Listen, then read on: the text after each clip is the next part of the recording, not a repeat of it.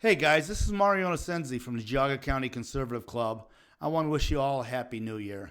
Guys, we all make new year resolutions that sometimes we may set our standards a little higher than we should. Like some people want to go to the gym, they want to lose weight. For many of us, those resolutions are more than we can handle. Set your goals obtainable. That's all I'm going to say. My goal this year is reading the Bible. My friend Craig, pastor of St. James Lutheran Church, gave me a Bible. I started reading it. I really enjoy it. I'm going to try and do that every night. Guys, 2021 has been a horrific year for politics. It's been a horrific year for the COVID virus and businesses. Starting in 2021, many businesses were shut down from COVID. We had a complete change in our government, vice president, president. We lost seats in the House. We lost seats in the Senate. We got to really concentrate on getting those back. How do we get them back, guys? First, you got to register to vote. Secondly, you got to show up and vote. Big deals, guys. In February, sometime around the 16th, we're going to have an event. We're going to have Scott Pressler and Jim Renacci speaking. And most of you are going to say, who's Scott Pressler? Scott is a young man who goes around from city to city, state to state, getting people to register as Republicans and showing them how to register and get out and vote. So when we get that place nailed down and where we're going to have this event, I'm going to go on Facebook, we'll create an event, and we'll share it. But we really need to load this up and get people there, guys. 2022, big year. We got many seats in the Senate. We got many seats in the House that we got to fill with Republican guys. Not rhinos. We need good, God-fearing, conservative Republicans in those seats. So really review your candidates and see who you want for those seats. Now, the Senate race looks like a horse race, guys. There's so many people in it. I have four people that I really like. I have no horse in this race, but let me tell you who I like. I like Bernie Moreno. Bernie Moreno's family were immigrants. They came to this country with nothing. Bernie's family saw the necessity for schooling. Bernie scraped and scratched. His family did. Got him into school. He became a very successful businessman. Opened car lots. Has businesses right here in Northeast Ohio. Putting money right back in Ohio, guys. Bernie Moreno. Mike Gibbons.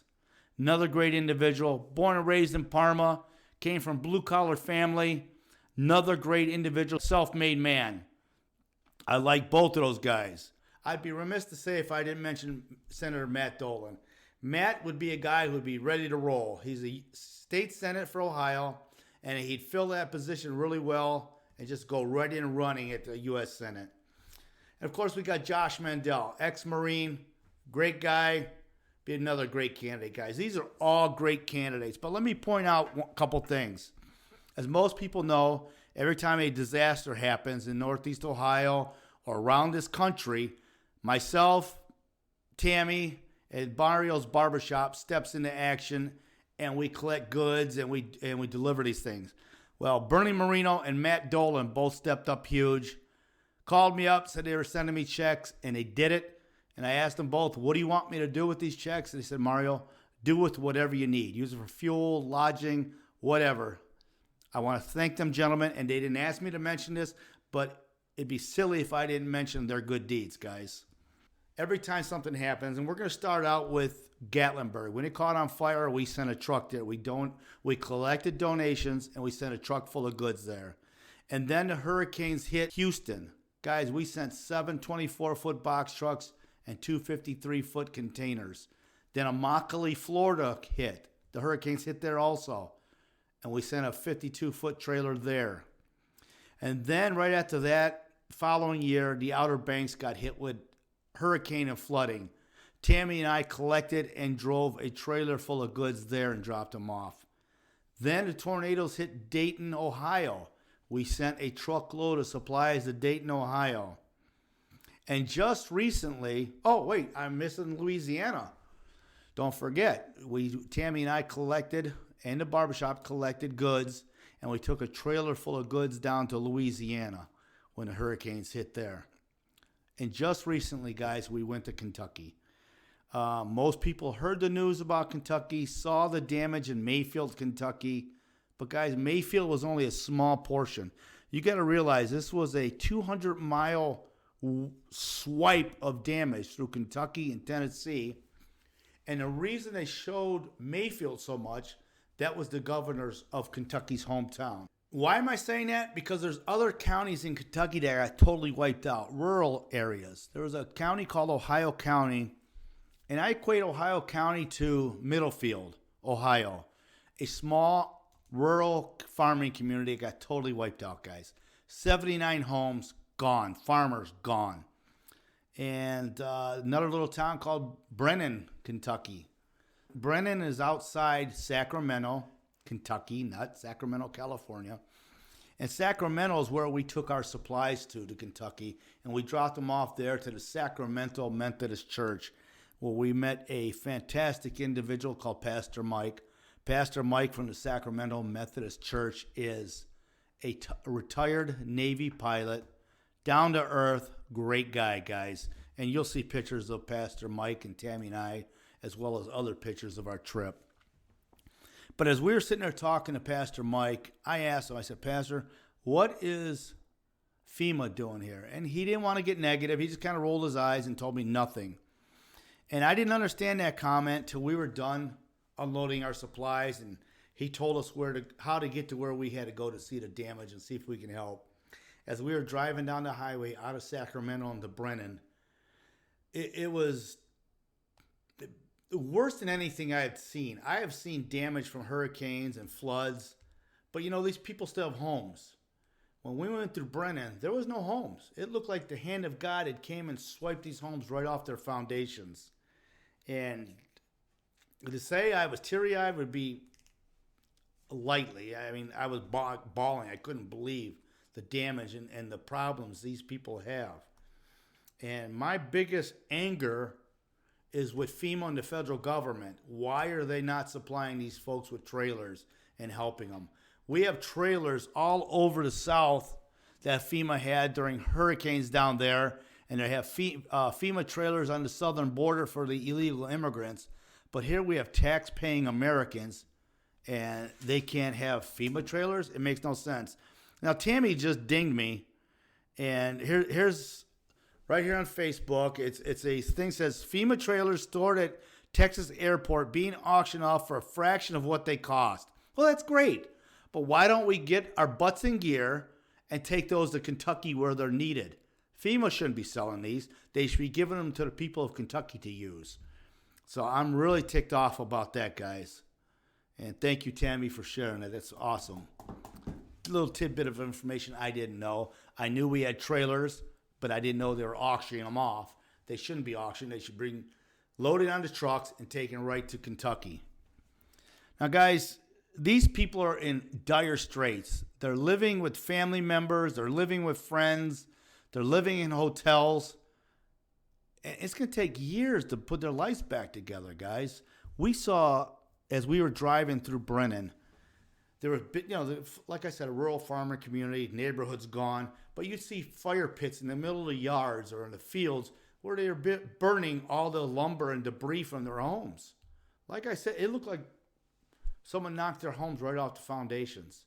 So someone's got to step up. Someone's got to do something. So, guys, what I'd like you to do is contact the Kentucky governor, Kentucky senators, Congress, our Ohio Congress, senator, and governor, and ask them to stick a foot up at FEMA's behind and get some of these trailers to the people in Kentucky. Guys, I want to thank Northeast Ohio, because every time that we do a drive of any kind, Northeast Ohio always steps up.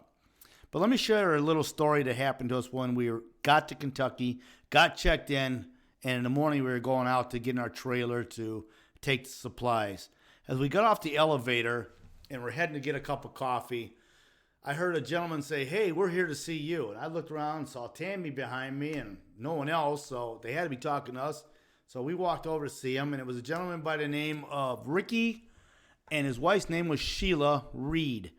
They were from Henderson, Kentucky. Now, Henderson, Kentucky is a good 100 miles away from Owensboro, where we were staying. They had heard us on WTAM 1100, or they had heard the DJs from WTAM 1100 talking about us and what we were doing. And Ricky said he felt in his heart to come meet us and bring us something. And that's what he did. And, this is not the first time these folks have stepped up. When we had a toy drive not long ago, I got a check from them from Henderson, Kentucky, and had no idea who they were. And it's amazing. I was at a loss for words when I met these folks. It was just amazing to me that someone would come so far out of their way to give us a donation, just come to meet us. At 6:30 in the morning, like Tammy just said. It was really, so they had to get up at, 3, 4 in the morning to get there. So kudos to Ricky and Sheila Reed from Henderson, Kentucky. I applaud you guys, but I applaud every person that's ever donated to our charity drives. And I don't know what else to call them, but our relief drives, let's say that. I applaud everybody that's ever done that, everybody that continues to do that. Without you guys, it's not possible. So please continue. And with that said, I've talked to Pastor Mike, and once these folks get their life somewhat together or got places to go, then we're going to take them another trailer full of goods or two. So when that time comes, I'm going to put a call out for action, and hopefully once again you'll step up and help us. Guys, none of this is possible, anything that we do, without the help of local television and radio. I got huge help from 1420 The Word, the Bob France Show, WTAM 1100, Bill Wills, Brad Sussman, Seth, Carmen Angelo, the whole gang. I thank you so much. And Channel 5 also stepped up. Thank you, Channel 5, for coming and doing a story. Without these folks getting the word out, it's not possible, guys. Social media gets people. My people from the barbershop always step up. But when they announce this on television or radio, you guys really step up, Northeast Ohio. Again, thank you and kudos to you. Guys, we've had a long year since President Trump left office. It's been tough on many, many Americans. So again, I'm going to say it again. 2022 is going to be huge. We got to elect the right people to Congress. We got to elect the right people to Senate. And right here in our own backyard, we got a governor's race that's going to mean a lot. Guys, how do I say this without I'm trying not to be mean, because that's not what this is about. But when Governor DeWine shut down the state for the COVID, that hurt a lot of businesses, a lot of people. 3,100 restaurants are never coming back, never going to open their doors. That means how many people are out of work? A lot of people. I don't know the number, a lot of people. And he shut down the restaurants, bars, salons, barbershops. That hurt me. I'm a barber. That hurt me immensely. I was out of work for 2 months. Thank God I squirreled something away and I was able to save my business. It's still a struggle. With the COVID mandates and everybody screaming you're going to die if you catch COVID, people are still afraid to come out, guys. You can't dig a hole and stick your head in the ground thinking it's going to go away. It's not. You got to live life. You can't be afraid to go out and do things. I'm not saying be reckless, but don't be a hermit. Don't sit at home thinking you can stay at home and be healthy and safe. It doesn't work that way, guys. Go out and do what you got to do. Support the local businesses. Support the restaurants. Support the pubs. Support the mom and pop shops that are struggling. Support your local salon. And definitely support your barber, because they need it. With the 2022 coming up, we have a huge primary in Ohio. Mike DeWine is running again. Ex-Congressman Jim Renacci is running. He has a running mate named Kopp, who's a film director of Christian films. And then, of course, we got Joe Blystone, the fake cowboy, running. Guys, if there's 3 people primarying or 4 people, the only person that's going to win that race is Mike DeWine. You can't have that many people primarying and chopping up the votes. If you don't vote for Jim Renacci, you're going to have another 4 years of Mike DeWine, guys. Listen, let me tell you about Jim Renacci. His family came here when he was a child with nothing. Jim worked hard, became a successful businessman. His business, he had a car lot and a dealership. And this is when Obama was shutting down dealerships all over, trying to make backdoor deals with the big four or big three, the car dealers. Jim was assured by his congressman that his dealership was safe.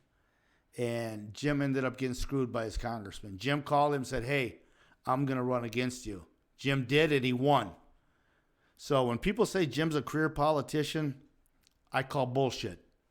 He's not a career politician. He's a career businessman. And that's what we need running this state of Ohio. That's what we need running the country, a career businessman. Jim is the one who signed the front of the checks, not the back of the checks. I can assure you Mike DeWine hasn't had a real job probably since college or high school, other than a state job or a county job or a local government job. Guys, you got to make a decision. If you don't vote for Jim Renacci and you vote for one of the other candidates, all you're doing is ensuring a re-election of Governor Mike DeWine. We need Jim Renacci in as our governor, guys. I met Jim several years ago when he was running for governor. I was the president of Bikers for Trump. I was called. They said, hey, we want you to go endorse Jim Renacci. I'm like, I don't know Jim Renacci. I can't endorse him. So what I did is I started reading about Jim Renacci. I read his story. I read his bio. I read as much as I could on him. Then I decided, yes, I can endorse this man. I went and met Jim. I'd never really spoken in front of people before. I was never in politics. And I sat there and I went to Sandusky. It was bike week. I met with Jim and I told him how nervous I was. And Jim and I spoke. We ate breakfast. He said, Mario, just speak. You're going to do fine. I did it. It was great. Jim and I have been friends ever since. He's the guy we want as governor, guys. He's going to make Ohio great again, just like we had a president that tried to make America great again. So I encourage you to get out, register, make sure you're a registered Republican. Vote Republican. We have a Senate race, congressional races that mean the world to this state, to this country. Vote for the right candidate. Research them. Like I said, our Senate race was like a horse race at Thistledown. I gave you 4 candidates that I like. I'm not going to tell you who I'm voting for yet, but we got Bernie Moreno, Mike Gibbons, Matt Dolan, and Josh Mandel. All great candidates. All great guys. Congress, you're going to have to do your homework. There's several guys in the Congress that are great. There's only one of them that's endorsed by President Trump.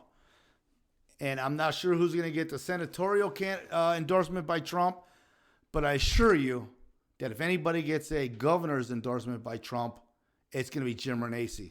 How many times you got to get stood up by your governor? When the president of the United States comes to your state, your governor should be there.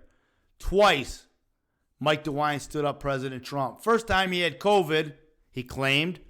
The very next day after Trump was gone, he miraculously was healed, or it was a bad test.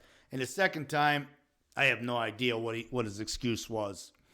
Let me share a story. I got to drive in the presidential motorcade for President Trump when he came to the IX Center. I had Sarah Sanders Huckabee in my car, Mike Pompeo, and a couple other people. When you're driving a motorcade, they all pull into the IX Center, and you're behind the scenes. And we all got out of our vehicles. President Trump was there behind the scenes with a Secret Service. Mike DeWine was running for governor. Jim Renacci was running for Senate. And Mike DeWine did not want Jim Renacci on stage with them. And there was a heated discussion, a lot of shouting in the back. And it was time for him to go on stage. And Mike DeWine was on stage with President Trump. President Trump looking around. He didn't see Jim Renacci. He saw Jim Renacci off to the wings. He looked over and said, hey, Jim, come on up here. I could tell you Mike DeWine was not happy that Jim Renacci was on stage. Why that was like that, I have no idea. They weren't even running for the same office at the time. But let me tell you, that's the kind of guy that Mike DeWine is. If he doesn't get his way, he cries and pouts, guys. We need Jim Renacci for governor. Vote for Renacci. I gave you a list of the senatorial candidates. And let me just go back to where I started from, guys. I'm in Geauga County. I'm going to be running for the Geauga County chair. I'll make mistakes. I'll make errors because I'm not a politician, guys. I'm a barber. But I assure you one thing, I'm going to represent my constituents, the people of Geauga County. As the party chair, I will represent our elected officials to the best of my ability. Again, I'm not a politician. I'm a barber. But I got the best interest of the people of Geauga County in my heart. I'm a tax-paying resident of Geauga County. I want things to change here. I hope you do too. We need a party that brings all people together of all different backgrounds, races, and creeds. We want a unified party here in Geauga County. We want to be an inclusive party, not an exclusive party. Guys, right now it's ran like a yacht club. You got to have exclusive membership. I don't want that. I want anybody that wants to be involved, anybody that wants to volunteer, anybody that wants to help, give me a call and let's do it, guys. Let's make this party great. I know we can, but it's going to take you to vote for me. It's going to take me to bust my hump. Guys, anytime Geauga County Conservative Club, which I run, does an event, we sell it out, 300 plus people. Anytime the current party GOP chair has an event, you hear crickets because there's only 40 people at her events. Guys, we need to have a strong party in Geauga County. There's 88 counties. There's no reason why the Geauga County party shouldn't be number one GOP party of those 88 counties. So guys, I'm going to leave it at that. You know my phone number. We're on Facebook. We're on YouTube. We're on social media. You have any questions, comments, concerns, critiques, call me, text me, PM me. I want to say God bless you and God bless this United States of America. And let's make Ohio great again. Let's make America great again.